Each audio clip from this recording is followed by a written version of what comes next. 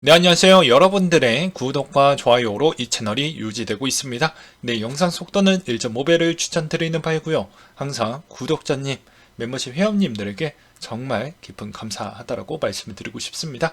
그리고 댓글로 응원 주시는 한마디 한마디 다 읽고 있거든요. 정말 감사하다라고 말씀을 드리고 싶습니다. 왜냐, 시장이 이렇게 안 좋음에도 불구하고 투자 부분을 지속적으로 가져가려고 하는 그 용기가 정말 대단하다라고 볼 수가 있기 때문이죠.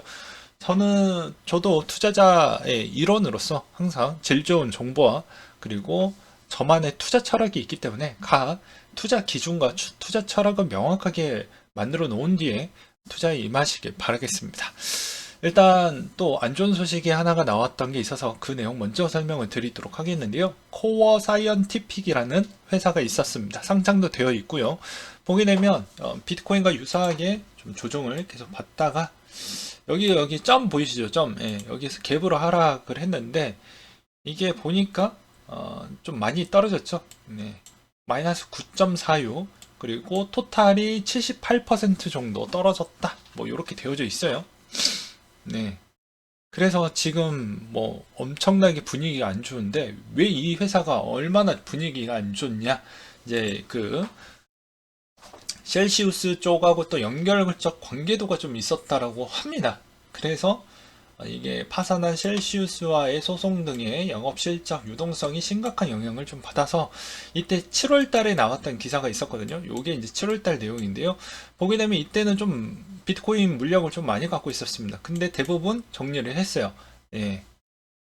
다행히 6월 달에 7,200개 비트코인을 정리를 하면서 지금 갖고 있는 물량은 비트코인 24개밖에 없다라는 거. 그래서 시장에 미치는 강도는 여전히 낮다라고 볼 수가 있게 되겠습니다. 그래서 걱정할 필요성은 없다라는 것과 그 다음에 최근에 백스코에서 BWB 2022년도 또 코인 행사가 있었죠.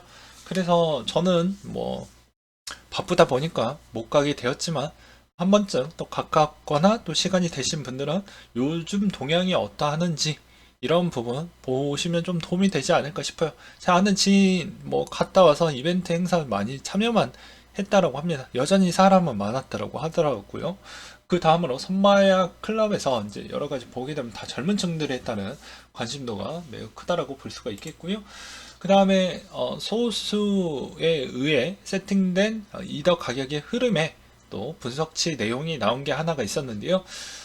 지난 2년간 세 번째 많은 물량이 선물 거래소로 유입이 되었다. 가격이 상승할 때는 기준으로 2년간 두 번째 많은 물량이 나왔고 2년간 가장 많은 물량이 현물 거래소로 유입이 됐고 이 규모는 비교할 물량이 없을 정도로 향후에도 매도를 위한 입금 가능성을 배제할 수가 없다. 그러니까 이게 매도성으로 갈지 안 갈지 나 잘 모르겠어 라고 일단 언급을 했다라는 것과 그 다음에 지금 급격하게 움직이고 있는 거래량이 저조하기 때문에 앞으로 엄청난 물량이 나오면 그쪽 분위기로 흘러갈 확률이 매우 높다라는 내용도 있기도 있습니다. 그 다음으로 또 국내 또 안 좋은 소식들이 연달아 나오고 있죠. 최근에 뭐 빗썸 쪽에서 사내이사 쪽 한번 또 끌려가시고 이메이드 장영국 대표 모든 걸 다 책임지겠다라고 했는데 끝까지 우리와 같은 길을 안 가고 도중에 또 무임승차 아니 어떻게 보면 본인은 또 제갈 길 또 가셨어요. 예. 사임하고 또 제갈 길 가셨습니다. 그래서 한컴 같은 경우도 뭐 비슷한 내용인데 시세 조정 계획서가 나왔다고 합니다. 그래서 김상철 회장과 자회사 한컴 이들을 압수수색하고 있다라고 되어져 있는데요. 여기에 이제 얽혀져 있는 분들이 또 많이 있겠죠. 법 테두리에서 벗어났던 행동인데 뭐 연결해서 뭐 경찰이나 검찰에서 잘 해결을 해줄 거라고 저는 그냥 순수하게 믿어 볼랍니다. 그냥 그 다음으로 또 위믹스의 옹호 내는 종동진 기자님이 계신다고 하는데요. 이 기자님이 왜 이런 옹호정의 이야기를 하는 이유가 여러 가지가 있습니다. 이것도 팁으로 알려드리는데 주식을 해보셨던 분들은 아마 아시고요. 각 IR 팀에서 그 근무를 해보셨던 분들은 해당에 있는 언론사들과의 있는 컨택이 많이 되어져 있습니다. 그래서 그러니까 자기 파에 있는 기자들이 있어요. 그 기자들은 그럴 수밖에 없죠. 그냥 나한테 주어진 정보를 나한테 먼저 우선권으로 정보 제공을 해주는 자이다 보니까 좀 더 이쁘게 포장해서 해주려고 하죠. 그래야 IR팀이 이거 약간씩 나한테 좀 정보를 주면서 그걸 기사화해서 쓸 수가 있기 때문입니다.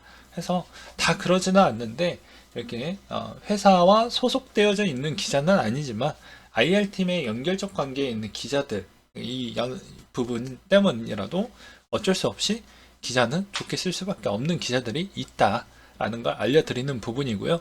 그 다음으로 FTX 요새 CEO가 여러 가지 도전들을 좀 많이 하고 있습니다. 뭐 스테이블 코인도 해보겠다. 그 다음에 최근에 코인베이스도 좀 사보겠다. 약간 저스티스는 조금 닮아가려고 하는 것 같기도 하고요.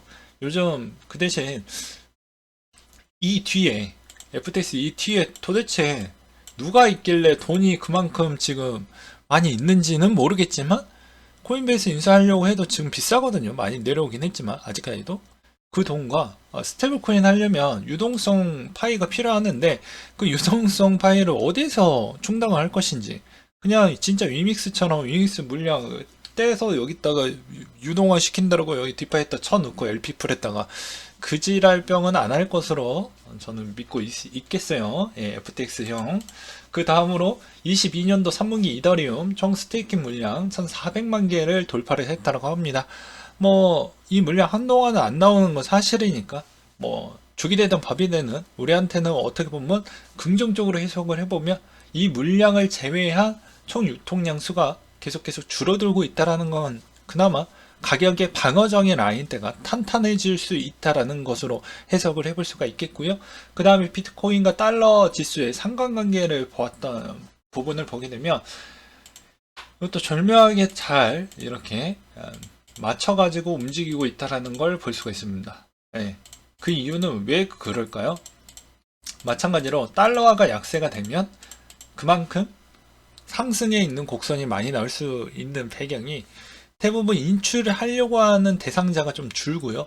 오히려 코인 쪽으로 좀 더 가려고 하는 형태가 더 많이 보이는 게 맞다라고 보는 게 맞을 것 같습니다. 왜냐하면 선물 쪽의 비중을 갖고 있는 사람이 적절한 시점에 베팅을 했었을 때 어떻게 보면은 개수는 늘더라도 그게 실질적으로 달러가 너무 강세가 되면 안 되겠죠. 네. 매칭이 안 맞잖아요. 비율 매칭이. 그래서 그런 움직임을 좀 유사하게 흘러가고 있다라는 건 어느 정도 툴은 맞다라고 보는 게 맞습니다. 그리고 시장에 있는 전체 통화가 상대적 대비 거의 다 많이 비트코인 대비보다 좀 많이 약세를 보여주고 있기 때문에 좀 진짜 많이 약세를 보여주고 있죠. 전 세계 달러 빼놓고. 그렇기 때문에 지금에 있는 비트코인과 달러화에 있는 이 영향은 뭐 비트코인만 그런 게 아니고 다 영향을 끼치고 있지만 비트코인도 여전히 그런 움직임의 일부분에 있다라고 보는 게 맞겠죠. 그리고 뭐 신흥국들은 통화 부분이 여전히 문제점이 있으니 달러 부분으로 역으로 이 스테이블 코인에 있는 것을 적절히 잘 운영을 해서 가져가려고 하는 그런 움직임도 있기 때문에 이 달러 움직임이 진짜 중요하다. 그래서 매번 재미없게 설명을 드리기도 많이 했었죠. 그 다음으로 또 어떤 분의 또 분석 글을 또 가지고 와봤는데요. 짧은 상승장 발생 두 가지 이유를 한번 가지고 와봤다. 대량 숏 포지션 청산이다. 크립토 퀀트 내용입니다. 6억 5천만 달러 청산이 됐고 그게 이번에 역대급이었다. 그리고 두 번째가 선물 거래소 비트코인 보유량이 감소를 했기 때문에 바이낸스 거래소 설립 이후 많은 출금된 금액이 찍혔다. 그래서 아마 짧은 상승장이 일시적으로 나올 확률이 매우 높다라는 근거치 두 가지가 나왔고요. 그 다음으로 이제 트위터 부분 인수 내용으로 이제 그게 그 뒤에 있는 내용이 또 나왔죠. NFT 매매 기능 구형할 계획. 제가 실시간 방송에서도 이야기를 했고, 그 다음에 비자 암호화폐 NFT 관련 3표권 2개나 취득을 했고요. 그 다음에 주가 폭락 이야기 나왔었죠. 그 다음에 앱톱스 지갑이 조달을 했는데, 여기에서 이제 VC, 개미, 고래, 기관, 이렇게 있습니다. 내년은 어떤 움직임이 나오냐면, 이 앱토스도 요새 투자 유치가 잘 된 거예요. 잘 된 케이스입니다. 레드 오션 안에서도 투자 유치가 한쪽으로 많이 쏠리게 되어져 있습니다. 예, 다 돈이 없기 때문에 여러분들만 돈이 없는 게 아니고 다 한정된 돈밖에 없으니까. 그러면 이쪽에 자금이 많이 모였던 코인이 하나가 있어요. 그러면 그게 과연 프로젝트가 좋다, 기간이 많이 들어갔으니까. 기간이나 VC 애들도 성공률이 지금 5대5 겨우겨우 나옵니다. 6대4, 5대5 겨우겨우 나오기 때문에 이게 꼭 성공한다라는 보장성은 없어요. 그 대신 확률은 왜 그러냐면 얘네들은 프로젝트가 좀 많은 금액이 물리게 되면 이게 안 되잖아요. 그래서 어떻게 하냐면 서포팅을 많이 해줍니다. 이게 어떻게 서포팅이 들어가냐면 꼭 돈, 자본만 넣는 게 아니고 인력도 많이 어떻게 컨택을 해서 넣어주고, 필요한 애들 넣어주고, 그 다음에 거기에 있는 또 도와줄 수 있을 만한 그런 인프라 같은 거를 다 서포팅을 해줘요. 그래야지 이 가치가 올라가서 나중에 매도하려고. 그 목표 기간이 있습니다. 다 VC 애들의 목표 기간이, 목표 수익률도 있고 목표 기간이라는 게 있어요. 기간도 마찬가지고요. 단 이제 개미와 고래는 예측하기가 어렵기 때문에 뭐 제외하고, 그러면 당연히 그나마 확률은 좀 높아질 수 있겠지만 이게 회생이 불가능하더라고 하면 이야기는 또 달라집니다. 그래서 꼭 나중에 내년이 되면 또 일시적으로 한쪽이 이렇게 막 돈이 잘 모였기 때문에 앞으로도 뭐 긍정적으로 볼 수 있다, 저기도 투자하지 않았냐 라고 해서 이 시장은 제가 얘기를 했죠. 게임, 엔터, 제약바이오, 그 다음에 코인, 그리고 또 신생코인, 이쪽은 다 이 4개 카테고리에 해당이 된다고 했습니다. 예측이 불가능한 영역이라고. 그래서 하나씩 실적을 보여주는 것에 따라서 달라진다 라고 누누이 설명을 드렸어요. 희망이어로 풀로 저는 돌리지 않는다고 했습니다. 하나하나씩 보고 넘어가는 거니까. 그래서 그 이야기를 드리고 싶었고요. 시황 내용 보도록 하겠습니다. 달러 인덱스 추이는 110.6을 기록을 했다고 하는데요. 22, 75bp 인상에도 불구하고 미국의 3분기 GDP가 예상외보다 너무 좋게 나와주어서 그 견조한 흐름으로 인해서 달러가 조금 더 강세를 보여주었다는 것과 그것으로 인해서 금 가격이 좀 소폭 조정이 나와줬습니다. 그래서 온스당 1664달러 선으로 마감을 보여주었고요. 유가는 배럴당 89.1달러 선으로 마감을 보여주었는데, 이게 뭐 여러 가지 이야기가 있지만 보게 되면 이번에 3분기 미국의 GDP가 예상외보다 좋게 나와주어서 달러 인덱스에 영향을 받았고, 이게 생각보다 경기가 나쁘지 않는다라는 영향성으로 인해서 유가가 상대적 대비 덜 빠져주었다. 그래서 원유 수요 증가 추이도 좀 도움이 됐다, 이런 이야기가 있었고요.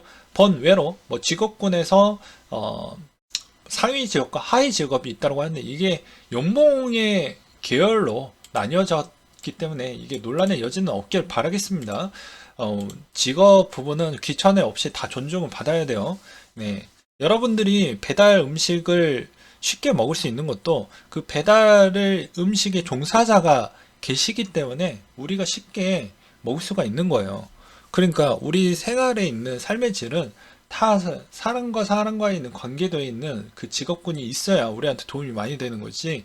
그 직업군을 하찮게 보면 그 직업군이 없어지잖아요. 부르는 게 값이 되고요.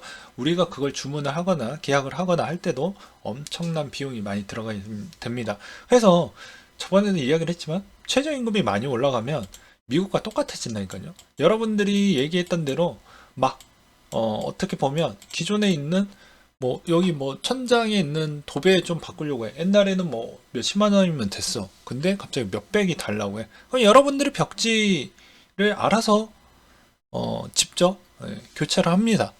예. 바퀴가 빵꾸가 났어. 빵꾸가 났으면 어떻게 합니까? 본인이 너무 부르는 게 막 몇백만 원 해. 그럼 본인이 바꾸게 되죠. 그러니까 본인의 스킬은 높아지고 본인이 그 시간을 쪼개서 다 본인이 가정일, 그리고 개인적으로 뭐 가정일에 있는 업무 범위가 더 넓어지게 되는 것이죠. 그래서 제가 그런 이야기를 매번 이야기를 했어요. 그래서 상위 직업은 이렇다, 하위 직업은 이 정도가 걸린다. 그만큼 연봉의 1억, 그러니까 연에 1억을 벌기 위한 과정에서 제가 이런 거 보여드리려고 하는 게 아니죠. 어떻게 보면 연봉의 1억 수준이 정말 돈 벌기가 쉽지가 않다. 1억을 찍기에도 쉽지가 않는다. 이거 실제 실수령액 해봐야 한 대략 올려서 600만 원 정도 됩니다. 600만 원 조금 넘을 거예요. 세율 구간이 워낙 높기 때문에. 그래서 600을 가지면 실질적으로 7,200만 원 정도 되겠죠. 7,200에서 7,500 정도 되겠죠. 그렇기 때문에 상당히 소중하다. 1년에서 이 정도 1억을 벌기가 쉽지 않는 시장이다. 직업군으로 선택을 한다고 해도. 그래서 반대로 이야기를 하면, 실수령에서 내가 1년에 7,200에서 7,500만 원 정도 수익률이 나왔다. 라고 하면, 내가 상위 탑 연봉만큼 벌었으니까 더 욕심을 내지 말아야지. 이런 생각도 가져볼 수는 있겠죠. 그 다음으로 유럽의 중앙은행 기준금리 1.25에서 2%까지 올렸다. 이번에 ECB 쪽에서 나왔던 내용인데 계속해서 강세를 보여주다 보니까 달러 인덱스가 좀 주춤을 그나마 눌러주었던 게 ECB 쪽이 속도를 빨리 올려주었기 때문에 그렇습니다. 달러 인덱스는 저번에도 말씀드렸죠. 네, 유럽 쪽에서 거의 과반수 넘게 차지하는 비율이 높기 때문에 ECB 쪽에서 빨리 금리를 올려줘야지 달러 인덱스가 빨리빨리 내려갈 수가 있습니다. 그래서 그런 점을 좀 보시기 바라겠고요.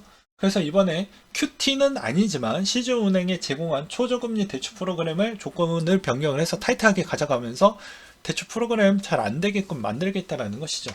그래서 이렇게 옥죄겠다라는 언급이 있었고, 그 다음에 라가르드 ECB 총재가 오늘 금리 인상에 이어 중기 인플레이션 목표치 2%에 도달하기 위해서 나는 계속해서 강세론에 따른 발언을 또 하기도 했습니다. 물론 이제 TPI도 같이 돌리고 있기 때문에 머리는 깨지겠지만 알아서 하겠죠. 그 다음으로 또 우리의 메타 부분 상당히 중요하다고 볼 수가 있는데, 이 메타 지금 주가가 이렇게 내려가고 있는데 여기서 또 재미난 게 여기 점 보이시죠? 여기 점 내려간 거예요. 붙어있는 이 점, 이게 좀 많이 내려갔습니다. 진짜 24%단 내려갔거든요. 미친 거죠. 예. 그래서 그럼에도 불구하고 우리 편 저커버그형 우리 편입니다. 예, 메타버스 결국 효과가 있을 것이다. 계속 투자를 하겠다라는 것이죠. 빨리 좀 성장이 됐으면 좋겠고요. 이번에 전 미국 백악관 경제자문위원회 위원장 대행이 이런 이야기를 했다고 하는데, 여러 가지 문제들이 진행이 되어 가고 있다. 큰 비중을 차지하는 주택시장은 이미 꽤 깊은 경기 침체에 빠져 있으며 가구, 가전, 건설, 여러 산업에도 영향을 미치고 있다. 사람들이 매우 비관적이라고 생각이 들며 다수 CEO들이 나와 안 좋은 향해가 예상이 된다고 했다. 이코노미스트도 내년에 경기 침체 발생이 거의 확실하다라고 전망을 내놨기 때문에 아무래도 좀 좋지 않을 것으로 보여지어서 지금의 분위기가 국내에서 연 10% 적금 새벽 2시부터 영업점 앞에서 줄을 서고 있다고 합니다. 새마을 금고에서도 어디였지? 신림이었나 영등포 구천이었나는 좀 지금 생각이 안 나는데, 거기가 지금 10% 준다라고 하니까 3분 만에 끝났다라고 했죠. 그래서 지금 5대 신용금 예적금 잔액 추이도 800조까지 나와주고 있다라고 합니다. 그 다음으로 동학개미가 채권개미로 올해 16.1 쓸어 남았다고 하는데요. 대부분 PB사들도 채권 추천을 좀 많이 하고 있고요. 저도 어플 보면 맨날 채권 투자 추천이 많이 들어오고 있는 실정입니다. PB들한테. 그래서 참고하시기 바라겠고요. 근데 지금에서 올 연말 12월 정도 때부터는 채권 투자하는 건 나쁘지 않을 것 같고요. 그 다음에 아마존도 좀 아쉬운 게 이제 이걸로 알 수 있는 게 프라임데이 때인데 매출에 기대를 못 미쳤다고 합니다. 이게 그나마 긍정적인 거예요. 구매력이 떨어졌다라는 것이죠. 그리고 크레딧 스위스 부분도 위험성이 나올 줄 알았는데 이제 우리가 이거 IPO 할 거 최대화하고 인력 구조 조정까지 해서 우리 부도 나지 않게 잘 관리를 하겠어요. 그러니 제발 여기에서 크레딧 스위스에서 자본 유출 부분 그만 좀 해줬으면 좋겠습니다. 라고 나왔던 내용이 있기도 했습니다.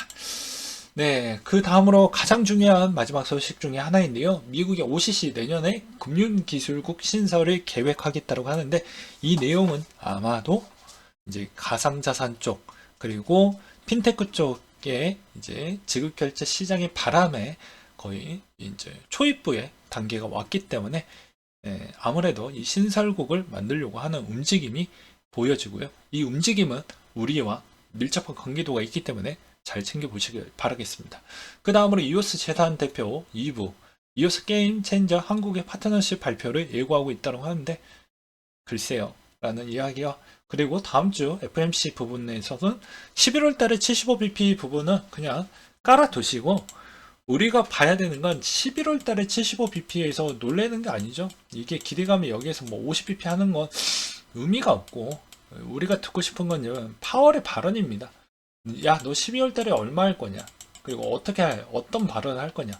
이제는 좀 동결에 갈 분위기가 나옵니다. 11월 달에 75bp를 하겠지만 하면서 이제 이야기가 나오겠죠. 이제는 상황을 보고 좀 유연하게 가져가 볼 필요성이 있습니다. 뭐 이렇게 이야기가 나오면 좀 달라질 수는 있겠죠.